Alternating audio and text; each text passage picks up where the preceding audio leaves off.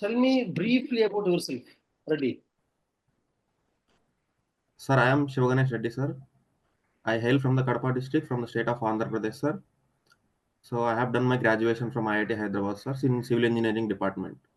So since then, I have been preparing for UPSC. Sir, apart from my studies, my hobbies include doing strength and endurance exercises, sir.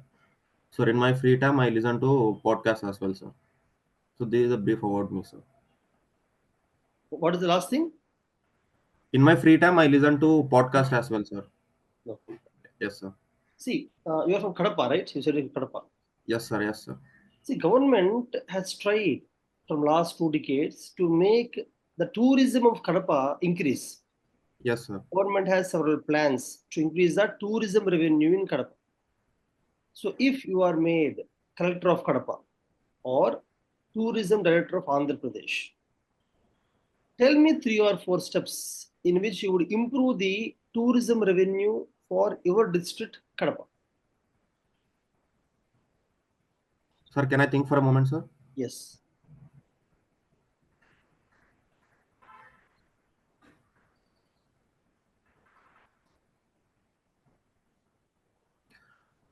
Sir, I think we need to go with very decentralized approach, sir. Decentralized approach, I mean, with very specific to the place we are talking about.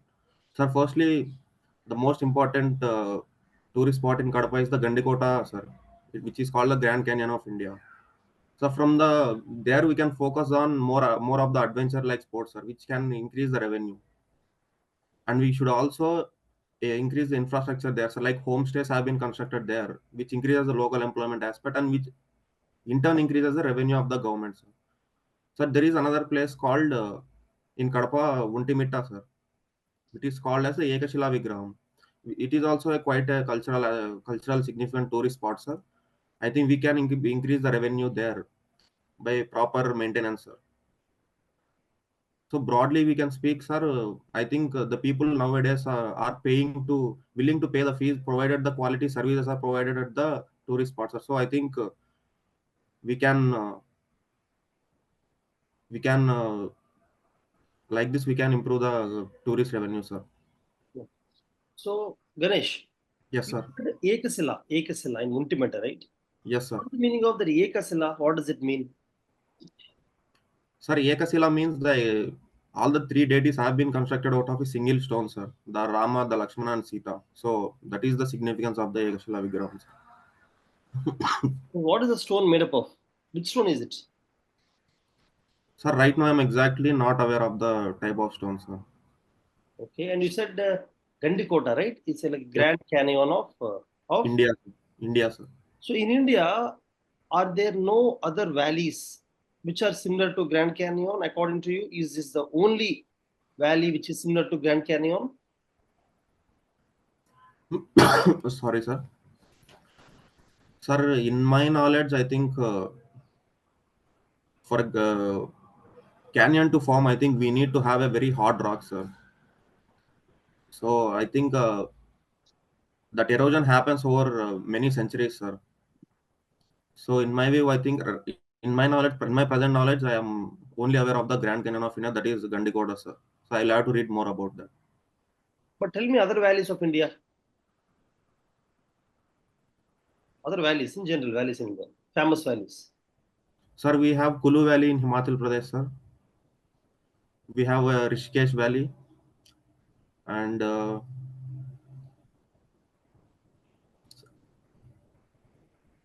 sir, these two I'm remembering right now, sir. Sir, we have in Arku Valley in Andhra, sir.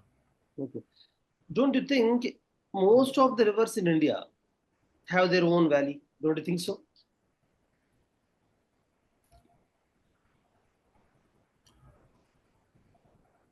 Sir, I think it depends on the origin of the river, sir. I think the topographical features of the area. So not every river needs to have a valley, sir. So whenever the river comes from a very steep altitude, so it tends to form a valley at the lower places due to very high velocity and very large erosion, sir. If we come to southern parts of India, so we have the very less formation of valleys, sir. So almost all, according to you, almost all the North Indian Himalayan rivers have a valley. Almost every Himalayan river have a valley, right? Not every, sir. Most of the rivers do have a valley, sir. Okay. And then see, you said that it requires a hard rock and long time.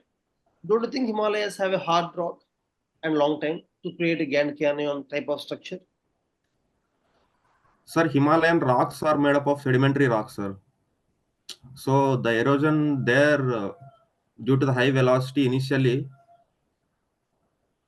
so very deep valleys are formed due to the high velocity and the sheer steep slopes, sir. So I think that is not possible in the southern parts of India. Okay. And you said Arco Valley, right? I think you Yes, said sir. Arco Valley. Is Yes, it sir. is it made up of a river? Is it carved out by a river? Sir, I'm not aware of Okay. the river, sir. Okay. See, you said Arco Valley is one of the valleys in India. Tell me why Arco Valley is a good tourist spot. What is so unique in that to make it a good tourist spot? Sir, can I think for a moment, sir?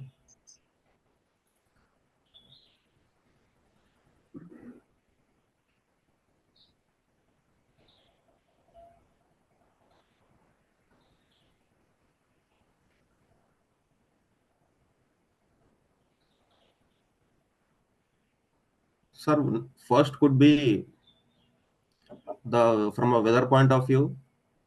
So it is quite at a very high altitude, sir, Araku Valley. Whenever we talk about Araku Valley, so the team plantations there form a very good eye spectacle for the tourist visitors, sir. So there are very large number of tea plantations there. On the top of it also there are very large number of pine forest, if I remember it correctly, sir. Although I'm not aware of it surely.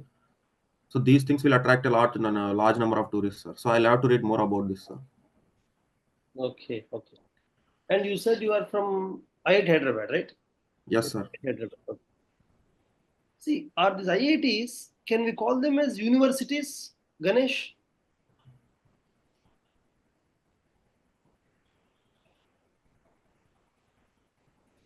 Sir, in technical sense, we cannot call IITs universities, sir.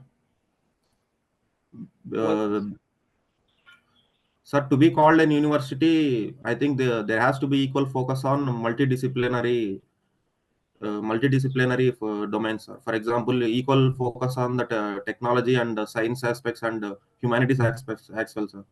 Sir, in IITs, although there are humanity courses, but the majority focus will be on the research and technological development, sir. So in technical terms, we cannot call IITs as universities, sir.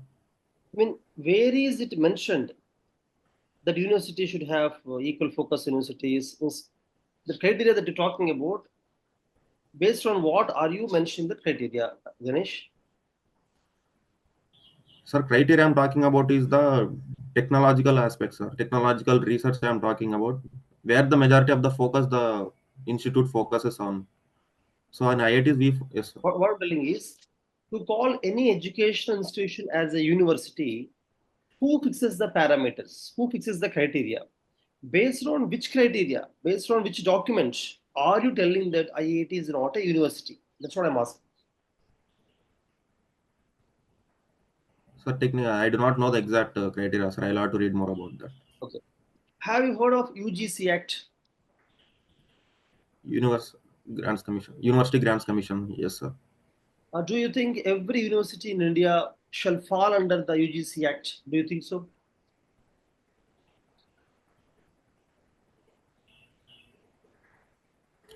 Sir, I don't think every university needs to be under the UGC Act, sir, because there are some religious educational institutions formed under the religious endowments, sir. So specifically to protect their own culture. So broadly, UCG gives the guidelines, sir, but autonomy lies with the universities, sir. First, these type of universities. So those you are using the word religious universities. So they no need to follow the norms of UGC, according to you. Sir, they need to follow the norms of UGC, sir, but they have their own autonomy with respect to the uh, human resource management and financial resource management, sir. So the reservation policies do not apply there, sir. Okay, reservation. Yeah, what you said. Let us keep it aside. Reservation. But generally, any education institution in India which can be called as university, do you think they have to follow the norms of UGC?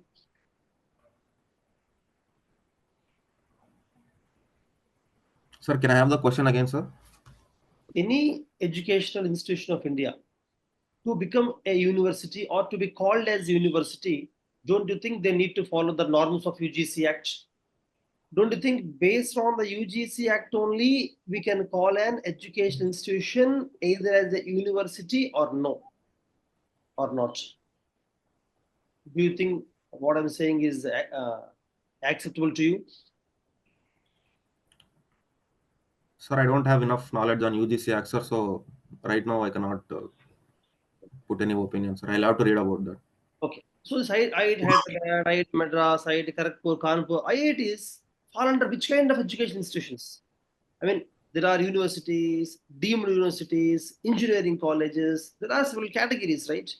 IITs fall under which category exactly?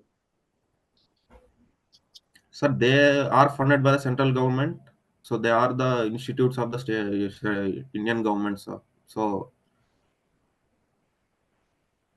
they are called the education institutions of the state, sir, funded by the state and maintained by the state, sir. But then any university is an education institution of government funded by the government, right? Is there any Sir, different category for IITs?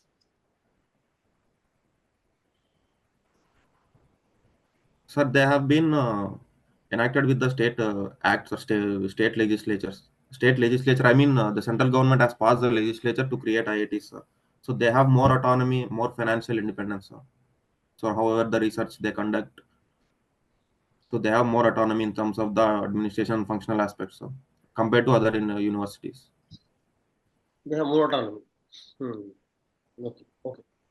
See, do you know IITs initially were established with the help of foreign countries? Are you aware of that? Sir, I'm not too much aware of it, sir. I think I'll have to. Okay, no problem. Right now, how many IITs are there? Sir, exact number I do not know. Right, sir. Right now it should be around 16, more than 16, 17, sir. I think around more than that. More than 20, let's say. Ah, Now, we can say. my question is, why? See, already we have some 7 to 8 IITs are there for a long time. What is the need to create more IITs? Why cannot we develop the existing universities or government colleges in the state to perform better?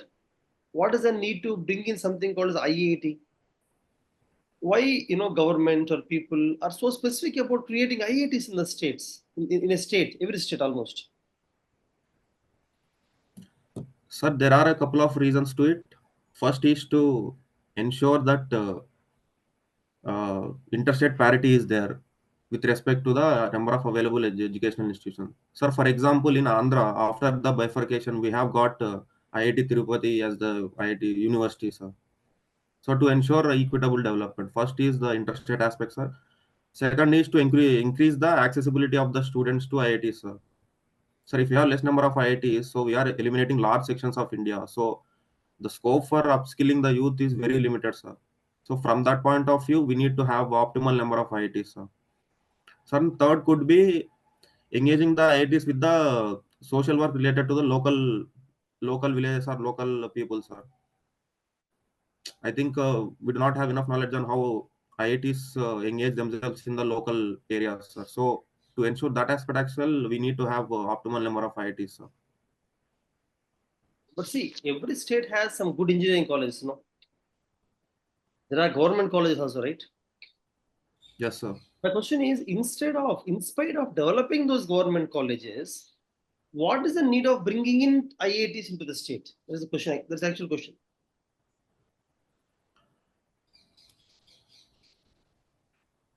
Yes, sir. There are many universities which are funded by the state government, but IIT being the central institution, so I think the exposure that one gets in the IIT, because the faculty is from the different regions of India, the students are from the different places of India. The culture that one experiences in IIT is very different, which is hard to replicate in other universities, sir. So I think the more the demand is coming from the students that they want to get into the IIT, so the elected representatives, they will have to follow the people's will, sir. So in my opinion, that is. Okay. Okay. Okay. See, You said something like deemed university, right? Deemed university, you said just now. Yes, sir. How is deemed university different from university? Why it's called deemed? Sir, it still doesn't have enough criteria to be called a full-fledged university, sir. So, although I'm not aware of the exact criteria, sir, but I think it has less functional autonomy, sir. Sir, in terms of appointing appointments, so they are done by the university deemed associated with that, sir. So I think overall it functions under the guidance of the university, sir. Okay, Ganesh. Also, Ganesh, just now you said that universities are funded by the state government. That's why we are bringing in IITs, because IITs are of central government and we have more diversity, people coming from many states, right? Yes, But sir. are you sure that every university is funded by the state government only? Need not, sir. There might be private institutions as well, sir. Okay, let us say there are government universities only. Do you think every government university of India is funded by the state government only? No, sir. Need not be, sir. Any examples? Uh, Sir, for instance, in Andhra, we have Pullareddy College, sir, Pullareddy Engineering College. Okay. Although it is a it is formed out of a trusteeship, sir. So I think it is not funded by the state government. No, my question is, are there no university funded by central government?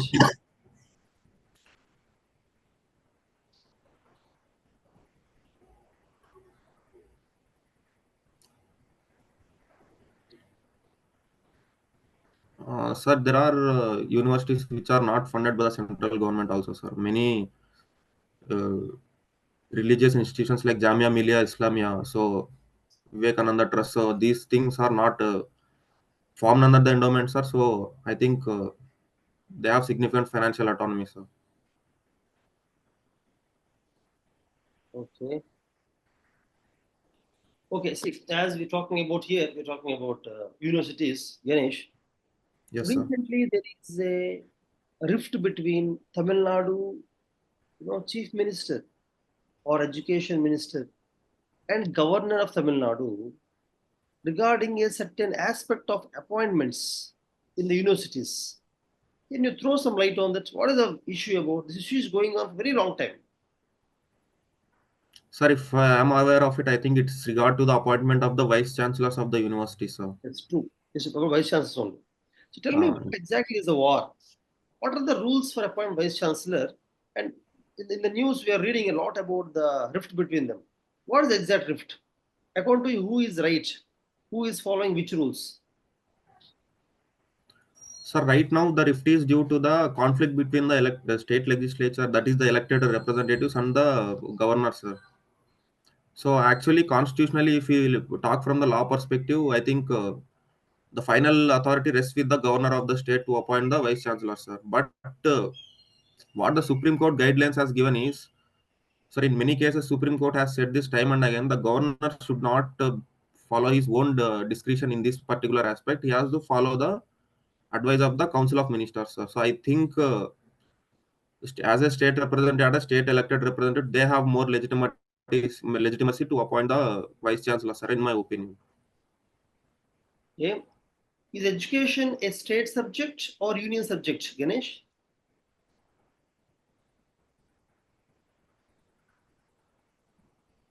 Sir, if I remember it correctly, is it not under concurrent list, sir?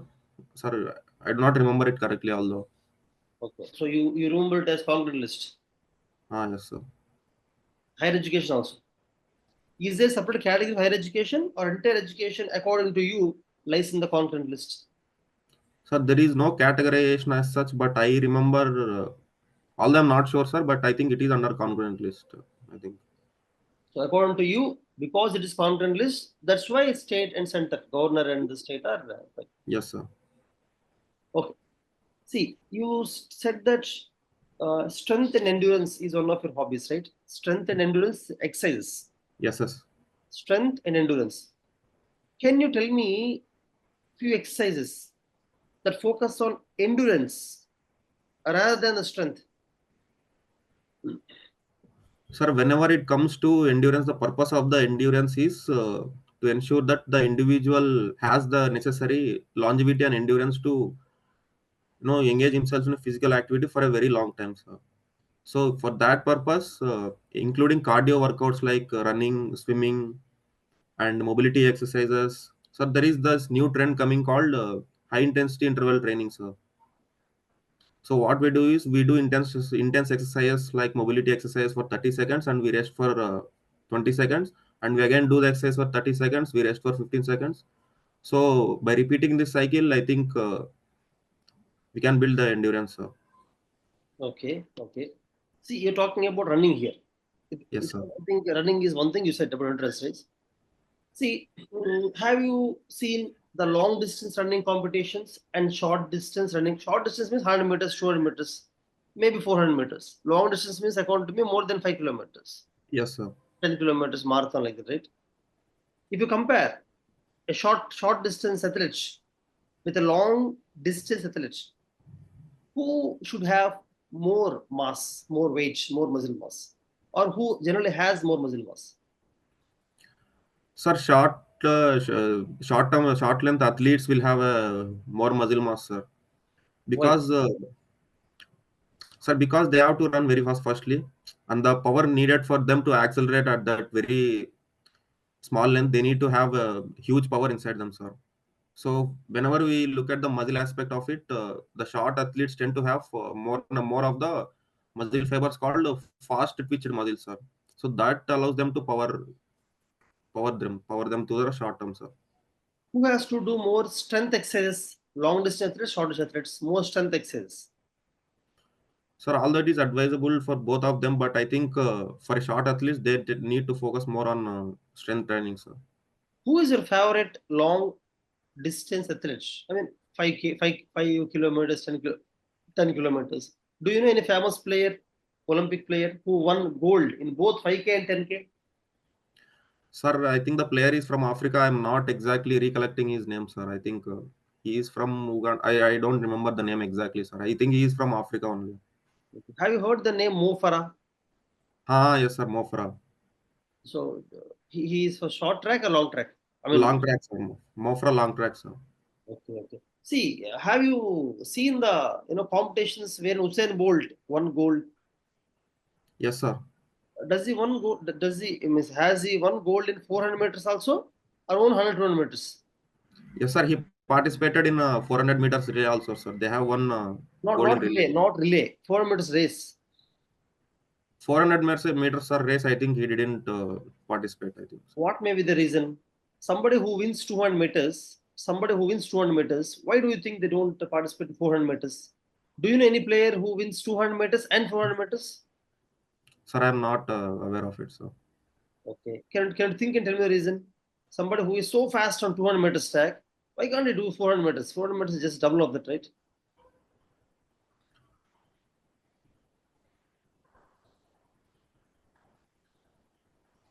Sir, I think that is the difference between the uh, we are talking about the strength and endurance aspects, sir. So short athletes are more focused on strength and powering through the short sprints, sir. I think when it comes to endurance aspect of it, these short athletes tend to have a drawback on endurance aspect of it, sir. So that's why I think the training methods they operate is not for too much of endurance, sir, but to ensure that they reach that sprint in very short time, sir. I think the training methods that is the difference between them, sir. And see, in Indian sports, badminton, we have very good True. players who won several medals in international level. Badminton players. Cricket, we have excellent. Kabaddi also we are doing very well. Kabaddi, okay, and shooting, archery, chess, wrestling. I mean, in several sports we are doing very well, right? But why athletics we are not? The athletics in the sense not only the long distance, not only running. According to me, it can be okay. According to me, track events, not the field events. Track events, running and swimming. Take over running and swimming. What is the reason India is Indian players are not able to perform so well in the international arena platform? Sir, I think there are a couple of reasons for it. First is the mindset of the Indian population, sir. I think many people in India are still seeking education as the main point of security. So they don't seek profession out of sports. They are not seeking profession out of sports. So by this very inference, so less people are entering the sports. So that is the first reason. Second could be, sir, for track events, we need to have proper infrastructure facilities. So I think in many parts of India, it is not available. So if I'm correctly, so I think in Haryana and Punjab, it is more concentrated with respect to track events. They have more number of facilities. So these two facilities, and the third aspect is the lack of awareness on the nutrition and recovery aspect of it. So I think we are not doing, we don't have enough awareness about that aspect. So I think these could be broadly three reasons. Okay. Have you heard PT Usha? PT Usha, the name PT Usha PT Usha, yes sir, athlete from Kerala, yes sir, from Kerala. yes sir. Tell me about PT Usha. I mean, in which kind of events she used to participate? Sir, she was a short sprint athlete, sir. She used to be short sprint athlete, 100 meters and 200 meters. So, if I'm not wrong, sir, I think she participated in Olympics, sir. I think she didn't get the medal, although, but she was the first woman to participate in athletes from India, sir. I think. Okay. Okay. You mentioned awarded best incoming sportsman at Hyderabad. Good. Cricket, China sportsman, Hyderabad. Cricket. Hmm. So, out of all the sports, you play most cricket, am I right? Generally, Yes. Yes, sir. cricket. Hmm. See, recently, I mean, there are many technologies to identify, for example, as a bowler bowls the ball and wicket keeper catches the ball. In between, whether the bat touched the ball or not is a question. For that, technology is evolving. Technology is evolving. What is the latest technology we are following to ensure whether the bat has hit the ball or not? Or not? Sir, the latest technology we have been using is the ultra edge technology, sir. Ultra, Ultra edge technology. ultra edge. Okay, Or we can also call SNICO system also, sir. sticometer. Okay. So basically, this system senses the sound waves that are emitted during the contact, sir. So by that, it will be able to sense whether the ball has edged the bat or not, sir. Is it the sound or the heat? Sir, it is not the heat, sir. By heat we do have another technology that is called a hotspot technology, sir. By that, we measure the infrared rays that are emitted whenever the contact happens, sir. So whenever the contact happens, a little bit of heat will occur, and that will emit the infrared rays, sir, very sensitive infrared. Through hotspot technology, we can detect them, sir. Right now, we are not using hotspots, sir. Right now, you're using only ultra edge, right? Yes, sir. The sound. Yes, sir. So if the ball touches the gloves, is it out or not out? It is out, sir. If ball touches above the gloves, slightly above the gloves, the hand, It is not out, sir. then how do you identify whether it's touching the hand or the gloves? Because there will be edge of the gloves. Where exactly you do not know is the gloves or the hand. Is the technology for that? Sir, I think the right now the challenge is with respect to this ultra edge technology, sir. Sometimes we may get the sound that it hit the bat, but actually, if we visually see it, there might be a gap between the bat and the ball, sir. So I think we need to bring in a hotspot system now, sir. But the challenge remains is the not many operators in the world are doing it. So ICC, the International Cricket Council, is finding it challenging to ensure that this system is operated across all the worlds, all matches. Okay. And then say, is it true that most of the pitches these days have become batting pitches? Once upon a time, there are bowling pitches, right? These days, it's batting. Is it true? Sir, I would beg to differ with this opinion, sir, because this perception has been created be largely due to the T20 cricket point of view. Sir, if one is an ardent follower of the Test cricket, we see the contest between the ball and bat in equal proportions, sir. So I don't, sir. If you recently see the India-New Zealand series, so New Zealand were able to whitewash India on Indian pitches, sir. I think they were able to do that with the high quality spin bowling that they have. So I think there is equal contest between both of them, sir. although Okay. it is skewed in T20 format. Okay. Okay. So you played hockey also, hockey. Yes, sir. So other than Dhyan Chand, can you name three or four greatest hockey players of India? Sir, Other than first is the goalkeeper, that is Brijesh. First could be all-time favorite player. Second could be the Gurpreet Singh. Sir, he is called as the Flicker Singh because of his penalty shootouts. Uh, Third could be Harmanpreet Singh, sir, the former captain, former Indian hockey captain, sir. He is also a very good. you're taking the names of only last 5 6 years, right? Sir, all time, I do not have much knowledge. I'll have to read more about hockey, sir. Any technologies that we use in hockey, in cricket, we use build technologies for identifying whether something has happened or no, right? Similar in the hockey, in technologies are there. Sir, can I think for a moment, sir? Yes.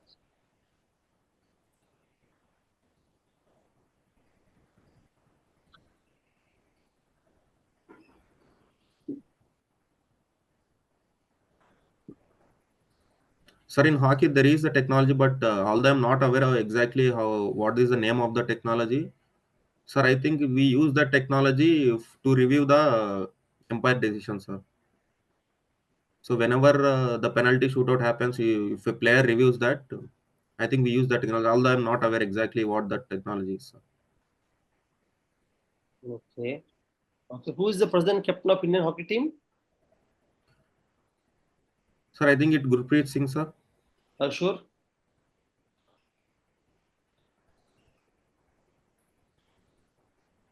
Sir, I think he is Gurpreet Singh only. I'll have to read, yes, sir. Okay.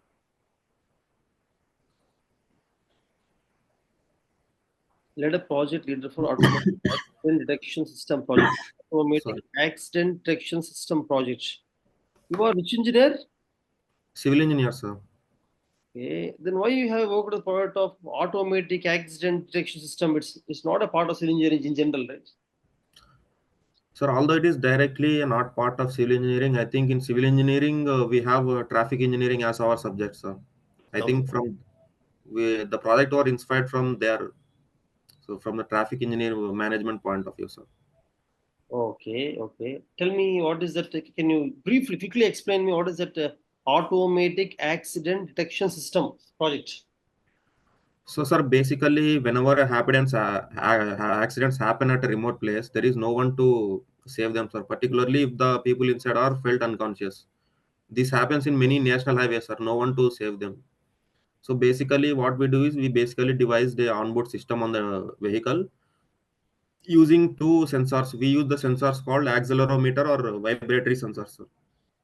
So whenever an accident happens, these two sensors send a signal to the microprocessor. So microprocessor receives the signal and microprocessor has associated with a GMS module, sir. It has the number saved. So this GSM module will send the message, and we do also have GPS module, sir. So we can send the location and the accident details to the nearby police station, nearby ambulance, and the relatives, sir. So I think whosoever response first will come to the spot, sir. I think this is briefly about. Are such kind of thing presently there in any of? See, you have to integrate this technology into the bike or into the car, right? So, how? What is the cost of it? Means cost of that system that you want to attach to the car, attach to the bike. But we have tried to do that for the car. I think it is around week for us to buy the entire equipment and do it. We could cost around 3 to 4 thousand, sir. I think we So need to. very Yes, sir. cheap, right? 4,000 is very cheap. I think then every car in India should actually integrate this. No, I don't think presently the latest cars, latest means the cars which are purchasing now from showrooms, do they have any such system which actually, alerts the nearest police station based after the accident? Is there a system like that? Sir, there have been a couple of systems, although I'm not exactly aware which company uses that, but I think we have been seeing the trend that these systems are being integrated into the traffic system, vehicles. Where the nearest police station is alerted by the accident. Are you sure? Yes, sir. We can alert the nearby police station, sir. How means we will be feeding in all the police station data into the system, all the police station numbers, GPS, everything. Sir, I think we can. We do have a GPS module in the vehicle now, sir. So basically, we can devise a program where it tracks the nearby police station and find the nearest possible police station, sir. Okay, it will find the police station. After that, what will it do? How can it call the number? How do they have the number of the police station? It will do the coding for that, where it takes from the Google the number and calls automatically. How it alerts the police? Sir, for alerting the police, I think we do have some numbers also, sir, like regular toll-free numbers. I think we can do that as well, sir.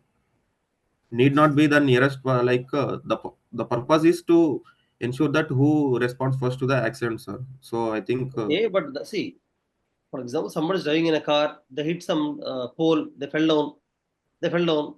Now a ring will go to the toll-free number automatically. Ring will go from whose phone the ring will go. sir, the phone that is associated with the device, sir. So we do have this app also on the phone designed to it. So from that number, the call goes, sir. So, and if the accident is not severe enough, the driver can also use the de-stressing button, sir. Ever calling somebody is different, but how the car calls the police. That I don't understand. How can you make a vehicle call the police? Sir, we send messages to them, sir. I think using the GMS module on the message on the system, sir. So in mobile also we do have this module called GSM module. What is GSMA and how it is different from CDMA? Sir, I do not exactly know the technical aspects of it, sir. These differences, but I think it is used to send the messaging alerts, sir. Messaging. See, for example, I'm driving a car. I don't have mobile phone. I don't have mobile phone. I'm driving a car. Let us say I hit a pole. From whose device the call goes to police is my question actually. Sir, this is a device we put on board on the vehicle, sir, inside the vehicle. For 3,000 rupees. For Sir, 3,000 for just for 3,000 rupees, you'll put a device. 3,000 rupees. yes, sir, we can make it more affordable, sir. Not many people are aware of it, sir. So I think it Okay. can be done, sir. Okay, done. For interest reading self improvement books. What is the recent self improvement book you have read, Ganesh? Sir, I have been reading The Laws of Human Nature by Robert Greene, sir. The Robert. Greene. Okay. Tell me other books of Robert Greene. Sir, other laws, the power, the 48 laws of power has What also been the 48 laws, sir? 48 laws of power. Can you tell me some of those laws of power?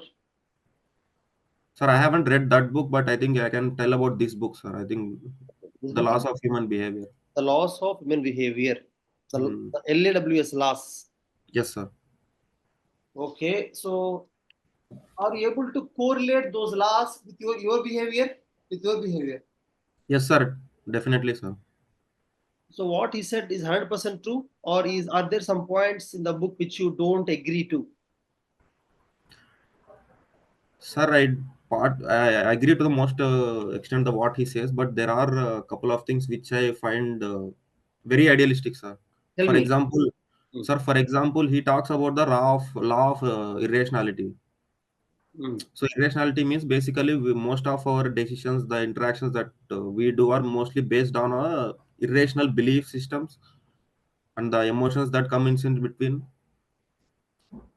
So he Mm. basically says that we should always be rational in our approach. Rational means more logical in our approach.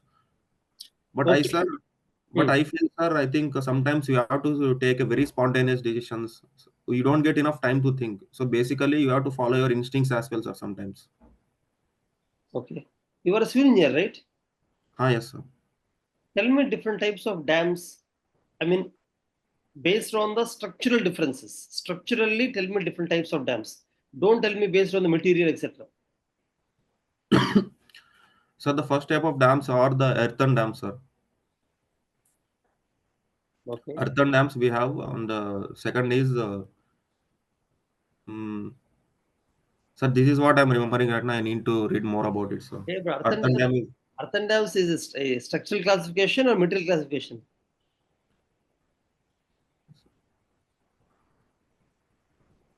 sir, earthen dam I think is structural only, sir. I feel I have to read more about this, sir. Okay. We have structures also in civil engineering. Yes, sir. So earth is a type of structure, right? Earthen is a type of structure you're talking about. Sir, earthen dams are basically, so whenever we try to construct a dam, so basically the load is transferred to carry to the adjacent rock systems that is available, sir. So the entire load doesn't goes onto the dam, but it gets transferred to the nearby rocks, sir. So I think in that perspective, I feel it is because of the earthen dams. I think I'll have to read more about this, sir. Okay. See, tell me different types of bridges. Bridges. Sir, we have suspension bridges. We do have truss bridges. Sir, we have cantilever bridges also, sir. These things broadly I can. What is the cantilever? Sir, cantilever bridges basically, sir, the example is the Howrah Bridge that is in Calcutta. Is an example of cantilever bridge, sir. So basically we use steel framework in cantilever bridge, sir, and that is in V shapes. We use them in V shapes. So basically the purpose is V so shape. whenever V shape V shape on either side, sir. for cantilever. Cantilevers. We use steel frames, sir. What is the meaning of cantilever? First of all, tell me that. What is cantilever? Sir, What so do you mean by cantilever?